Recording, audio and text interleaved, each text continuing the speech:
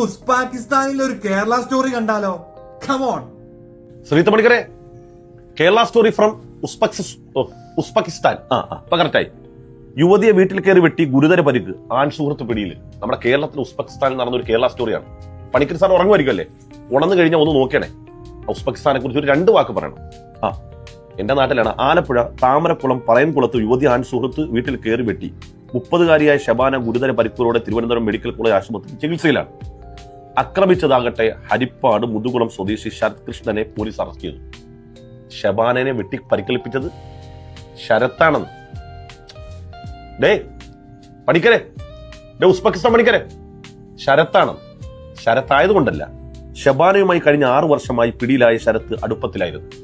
ഇനി ഒറ്റ ചോദ്യമുള്ളൂ, ഇത് അവിഹിതമാണ് അതല്ല കേരള സ്റ്റോറിയാണ്? നിങ്ങൾ സാധാരണ പറയുള്ള ലവ് ജിഹാദ് ആണ്. ഇപ്പൊ ഞങ്ങളാകുമ്പോഴാണ് ലവ് ജിഹാദ്, ഇത് ലവ് കുരുക്ഷേത്രം. എന്താ സംഗതി? എന്താണ് പണിക്കരെ? നിങ്ങളെയൊക്കെ ഈ കേരളത്തിലെ ജനങ്ങള് ഇത് നാണം കെട്ട ജന്മങ്ങളായിട്ട് കാണുന്നത് എന്തുകൊണ്ടാണെന്നറിയാം? നിങ്ങൾ ജനം ടി വി ആണെങ്കിലും നിങ്ങളൊക്കെ പറയുന്നത് ഈ നാട്ടിലെ ഒന്നിനും കൊള്ളാത്ത കുറച്ച് മനുഷ്യർ മാത്രം ഉൾക്കൊള്ളുന്നു. ഇവിടുത്തെ മുഖ്യധാര മാധ്യമങ്ങൾ, ഇവിടുത്തെ രാഷ്ട്രീയക്കാർ ഏറ്റെടുക്കാത്ത എന്തുകൊണ്ടാണെന്നറിയോ? നിങ്ങളൊക്കെ മനുഷ്യരൂപം മാത്രമേ ഉള്ളൂ, അതിനപ്പുറത്തേക്ക് ഒരു മാനവിക മൂല്യങ്ങൾ നിങ്ങളിൽ ഇല്ല എന്ന് ബോധ്യപ്പെട്ടതുകൊണ്ടാണ്. അപ്പൊ നോക്കൂ, ഈ മാസം 2ാമത്തെ കേസാണ്. ഇതിനു മുമ്പ് ഒരു ഷഹാന പ്രതി അരുണാണ്. വാർത്തയിൽ വന്നത് മതം മാറാൻ വരെ നിർബന്ധിച്ചു എന്നാ. ഞങ്ങൾ ആരെങ്കിലും അത് ഏറ്റുപിടിച്ചോ? കേരളത്തിൽ അങ്ങനെ ആയിരക്കണക്കിന് മനുഷ്യർ അങ്ങനെ പല അവിഹിതം, സ്വന്തം ഭർത്താവ് ഉണ്ടാകുമ്പോൾ തന്നെ വേറെ ആളുകളുമായിട്ട് ബന്ധം സ്ഥാപിക്കുന്നവരുണ്ട്. അവിടെ കൊല്ലപ്പെടുകയോ പിടിക്കപ്പെടുകയോ എന്തെങ്കിലും ഇഷ്യൂസ് ഉണ്ടായിക്കഴിഞ്ഞാൽ അതിൽ പ്രതിഭാഗത്ത് മുസ്ലിം നാമധാരിയാണെങ്കിൽ അവനും മതവുമായി എന്ത് ബന്ധം? മതവുമായി ബന്ധമുള്ള ഒരാളെ സംബന്ധിച്ചിടത്തോളം അങ്ങനെ ചെയ്യാതിരിക്കലാണ്. പക്ഷെ അവന്റെ പേര് വല്ല റസാഖ അബ്ദുറഹ്മാൻ ആയി കഴിഞ്ഞാൽ ഉടനെ ഞങ്ങൾ പറഞ്ഞില്ലേ ലവ് ജിഹാദാണ്, എങ്കിൽ ഇതിൽ പറയൂ, എങ്കിൽ ഇതിലും പറയൂ. ശരത്തും മരണവും അവരെ പേര് വെച്ചിട്ട് എന്തുകൊണ്ട് അവിടെ മതം പറയുന്നില്ല? അത് പറയാതിരിക്കലാണ് ഞങ്ങളുടെ പക്വത ഞങ്ങൾ പറഞ്ഞത്. അതുകൊണ്ട് കേരളത്തിലെ ജനങ്ങൾക്കറിയാം നിങ്ങളെ സംബന്ധിച്ചിടത്തോളം നിങ്ങളുടെ തലച്ചോറിന്റെ ഉള്ളിൽ മറ്റേ സാധനമാണ്, അത് കയറി അടിഞ്ഞിരിക്കുകയാണ്. അതിന് സ്വതന്ത്രമായി ഒന്ന് ചിന്തിക്കാൻ പഠിക്കും. ഇവിടെ മനുഷ്യരുടെ പ്രശ്നങ്ങൾ എന്ന് പറഞ്ഞാൽ ലവ് ജിഹാദോ കുരുക്ഷേത്രയോ ലവ് ജിഹാദോ ലവ് കുരുക്ഷേത്രമോ ഒന്നുമല്ല. മനുഷ്യരുടെ പ്രശ്നം എന്ന് പറഞ്ഞാൽ ഓരോ മനുഷ്യരും അവന്റെ വ്യക്തി ജീവിതത്തിൽ ആയിരക്കണക്കിന് പ്രശ്നങ്ങളുണ്ട്.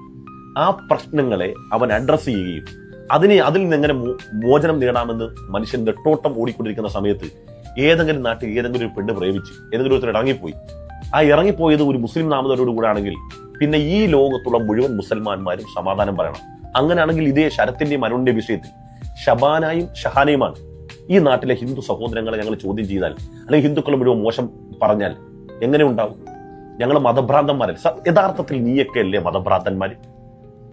2 ആളുകൾ തമ്മിൽ പ്രണയിക്കുന്നു, ഇന്നലെ തുടങ്ങിയ സംഭവമാണോ? ആയിരക്കണക്കിന് ഇത്തരം സംഭവങ്ങളില്ലേ നമ്മുടെ നാട്ടിൽ? വെട്ടുമ്പോഴും കൊല്ലുമ്പോഴും ഒക്കെയാണ് നാട്ടുകാരറിയുന്നത്, പത്രത്തിൽ വരുന്നത്, വാർത്തയാകുന്നത്. ഇത് വാർത്തയാകാത്ത ആയിരക്കണക്കിന് കേസുകൾ, നമ്മൾ അറിയാത്ത രഹസ്യ ബന്ധങ്ങൾ, ആയിരക്കണക്കിന് സംഭവങ്ങളുണ്ട് നമ്മൾ അറിയാത്തത്. ഇതിപ്പോ ഒരു ശരത്തും ഒരു ഷഹാനയും ആയി. എന്നാൽ നേരെ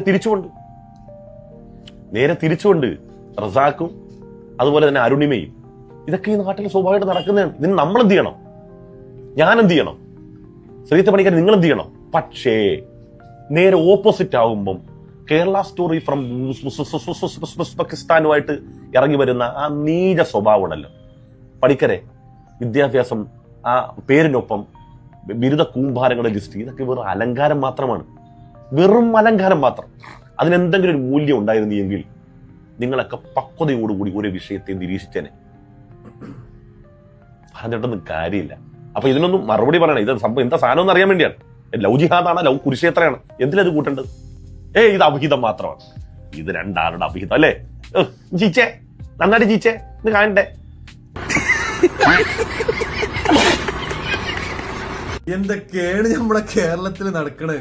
ഇനി അടുത്ത കേരള സ്റ്റോറി ആയിട്ട് വീണ്ടും സന്ധിക്കും വരെ വണക്കം.